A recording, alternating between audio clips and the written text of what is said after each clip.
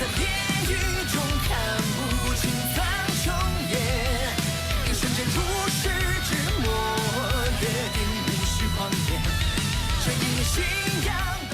Halo guys, selamat datang di kanal Yokbe Cerita. Pertama disclaimer dulu, semua di sini dalam bentuk spoiler atau hanya berdasarkan light novel. Yok mari dengarkan.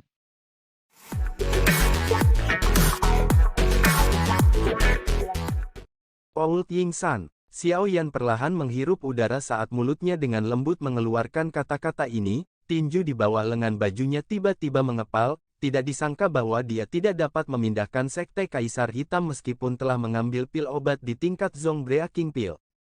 Tampaknya barang yang diambil orang itu bahkan lebih berharga daripada Zong Breaking Pill-mu. Dokter peri kecil di sisinya berbisik dengan heran, tidak disangka bahwa orang tua yang tidak mencolok ini benar-benar bisa mengeluarkan sesuatu dari level ini. Xiao Yan sedikit mengangguk, di bawah jubah hitam, tatapannya mengandung kegembiraan saat perlahan melesat ke arah lelaki tua berhidung elang itu. Dia mengerutkan kening. Ying-san tua. Apakah ini gelar orang dalam wilayah sudut hitam? Sepertinya dia adalah ahli dari generasi yang lebih tua. Kalau tidak mungkin Xiao Yan tidak pernah mendengar tentang dia.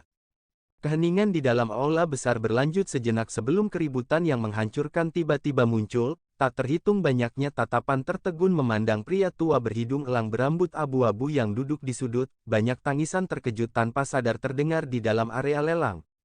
Ying-san tua, si tua Ying-san yang merupakan salah satu dari 3 teratas di peringkat hitam saat itu. Dia sebenarnya masih hidup. Dia tidak pernah mati, yang dia lakukan hanyalah bersembunyi dan melakukan retret. Tanpa diduga, kami dapat melihat orang yang kuat ini dari generasi yang lebih tua yang telah mengguncang wilayah sudut hitam. Saat itu, kami tidak menyia-nyiakan perjalanan ini. Dia adalah seorang ahli di puncak kelas Do Huang saat itu. Setelah bertahun-tahun, dia pasti akan membuat terobosan ke kelas Do Zong, kan?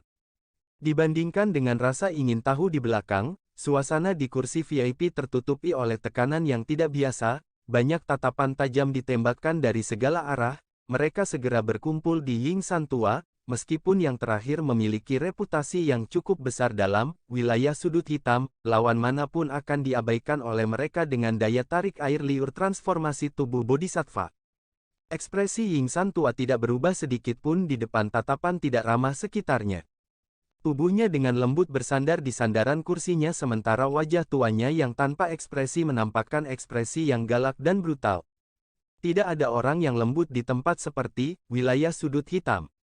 Agar dia menjadi salah satu dari 3 ahli puncak di peringkat hitam saat itu, tak terhitung orang mati oleh tangannya. Ying-san tua saat itu adalah orang yang memiliki reputasi yang cukup ganas, meskipun reputasinya yang galak sedikit berkurang setelah dia melakukan retret dalam isolasi selama bertahun-tahun. Siapapun yang memperlakukannya sebagai orang yang lembut yang bisa dicubit kemungkinan harus membayar harga yang mahal. Mo Tianxing masih tersenyum penuh saat dia berdiri di atas panggung lelang.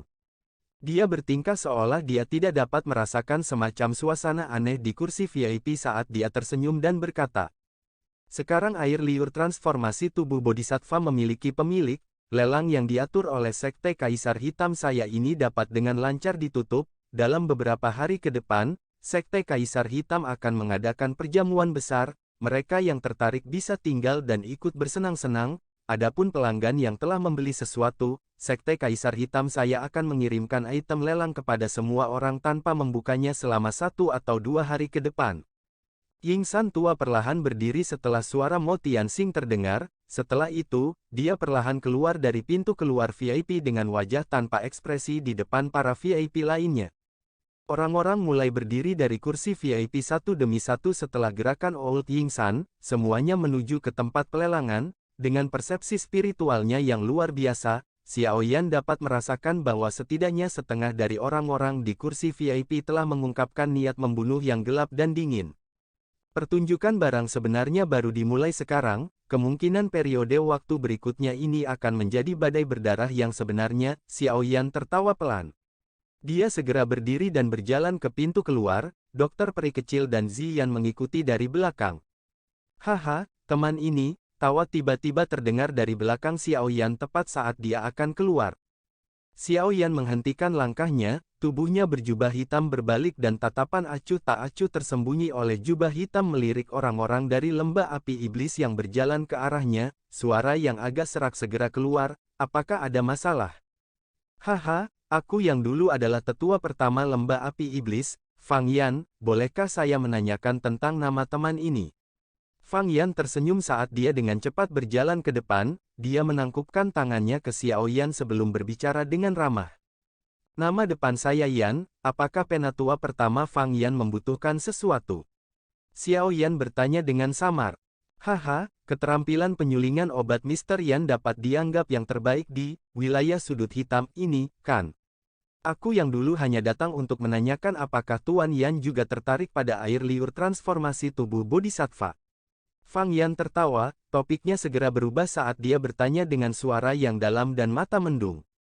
Mengapa? Mata Xiao Yan di bawah jubah hitam itu menyipit saat dia bertanya dengan tenang. Jika Tuan Yan juga tertarik pada air liur transformasi tubuh Bodhisattva, kami mungkin bisa bekerja sama. Ying San tua itu adalah seorang ahli di wilayah sudut hitam dari generasi yang lebih tua. Dia sangat kuat, jika Anda bertindak sendiri, kemungkinan Anda akan kesulitan mengambil air liur transformasi tubuh Bodhisattva dari orang tua itu bahkan jika wanita muda di sisi Anda ini ikut campur, Fang Yan dengan lembut berkata. Sudut mulut Xiao Yan yang disembunyikan oleh jubah hitam terangkat untuk diejek, dia segera menggelengkan kepalanya dan berkata, saya tidak terlalu tertarik dengan saran dari penatua pertama Fang Yan, maafkan aku. Xiao Yan berhenti berbicara dengan Fang Yan setelah kata-katanya terdengar, tatapannya mengamati orang misterius berjubah abu-abu di belakang Fang Yan tanpa ada yang memperhatikan. Setelah itu, dia berbalik dan keluar dari terowongan. Rasa dingin melintas di mata Fang Yan ketika dia melihat bahwa Xiao Yan telah sepenuhnya menolak sarannya. Orang ini terlalu sombong. Apa dia pikir dia bisa mengalahkan Ying San tua sendirian dengan hanya memiliki Dozong di sisinya?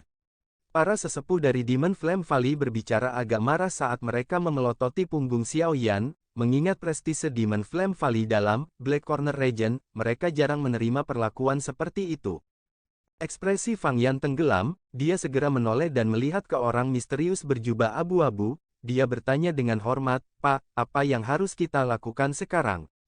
Setiap orang menargetkan air liur transformasi tubuh Bodhisattva dalam situasi seperti ini, karenanya, Anda bisa melupakan siapapun yang mempercayai dan bekerja sama dengan Anda hanya bisa mengandalkan diri sendiri, meskipun Old Ying San mungkin kuat, bukan berarti kita tidak berdaya melawannya, kirim orang untuk mengawasinya selama 2 hari ini, bersiaplah untuk bertindak saat dia meninggalkan Sekte Kaisar Hitam. Jubah abu-abu bergetar sedikit saat aura ilusi dan suara acuh tak acuh terdengar. Fang Yan mengangguk sedikit setelah mendengar ini, tatapannya tiba-tiba melirik kelompok Xiao Li dan penatua pertama Suqian di belakang sebelum dengan lembut bertanya, bagaimana dengan orang-orang dari Xiao Gate dan Akademi Jianan? Abaikan mereka untuk saat ini, yang terpenting adalah air liur transformasi tubuh Bodhisattva, orang berjubah abu-abu berbicara dengan suara acuh tak acuh. Iya, Fang Yan mengangguk dan berhenti mengucapkan kata-kata tambahan, dia melambaikan tangannya dan memimpin kelompoknya perlahan-lahan menjauh dari pelelangan yang sangat besar ini. Suasana kota Kaisar Hitam tampaknya menjadi lebih gembira setelah akhir lelang yang sempurna, di bawah perjamuan besar Sekte Kaisar Hitam, seluruh kota tampak diselimuti oleh suasana yang menggembirakan. Namun, beberapa orang yang sensitif dapat merasakan samar-samar bahwa badai berdarah yang akan segera terjadi di bawah kegembiraan ini. Beberapa faksi tidak pergi setelah lelang berakhir, sebaliknya, mereka diam-diam tetap berada di kota Kaisar Hitam, tampaknya mereka menikmati perjamuan Sekte Kaisar Hitam, tetapi tatapan mereka diam-diam berkumpul di satu tempat, tempat tinggal Old Ying San.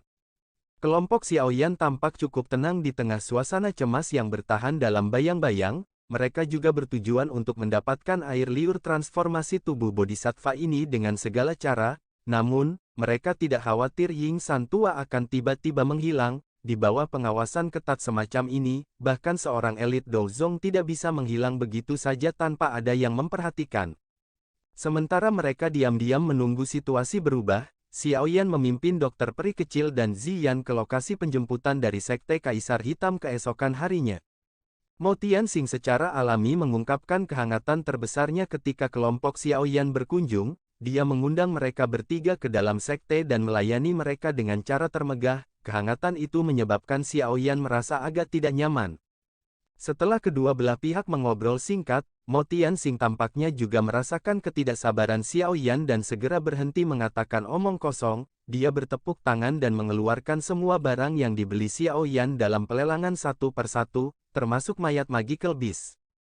Haha, Mr. Yan Xiao, semua barang yang telah kamu lelang ada di sini, silakan periksa sendiri. Mo Tianxing tersenyum saat berbicara, dia melirik mayat Magical Beast yang telah menempati lebih dari setengah aula. Xiao Yan tidak menunjukkan kepura-puraan saat dia mengangguk. Setelah itu, dia dengan hati-hati memeriksa semua item yang dilelang satu kali. Ini terutama terjadi pada mayat Magical Beast itu. Dia telah menghabiskan cukup banyak waktu untuk itu tetapi tidak menemukan sesuatu yang salah. Baru saat itulah dia menganggukkan kepalanya. Dia perlahan-lahan mengeluarkan koin emas dan pil obat dari cincin penyimpanannya sebelum dengan lembut meletakkannya di atas meja. Pemimpin Sekte Mo, tolong periksa hal-hal ini. Mo Tianxing melirik sebelum melambaikan tangannya yang besar sambil tersenyum dan berkata, tidak perlu diperiksa. Aku yang dulu mempercayai Mr. Yan Xiao. Xiao Yan tersenyum tipis setelah mendengar ini, dia berkata, kalau begitu, saya akan mengucapkan selamat tinggal. Xiao Yan berbalik dan pergi setelah berbicara. Mo Tianxing buru-buru melangkah ke depan saat melihat ini, dia tertawa terbahak-bahak, Tuan Yan Xiao, harap tunggu sebentar. Apa itu? Xiao Yan sedikit mengernyitkan alisnya, berbalik, dan bertanya. Haha, Mo Tianxing tersenyum canggung. Dia segera menggosok tangannya dan berkata, Tuan Yan Xiao, bolehkah saya yang tua ini bertanya apakah saya dapat menukar Zong Breaking Pill di tangan Anda?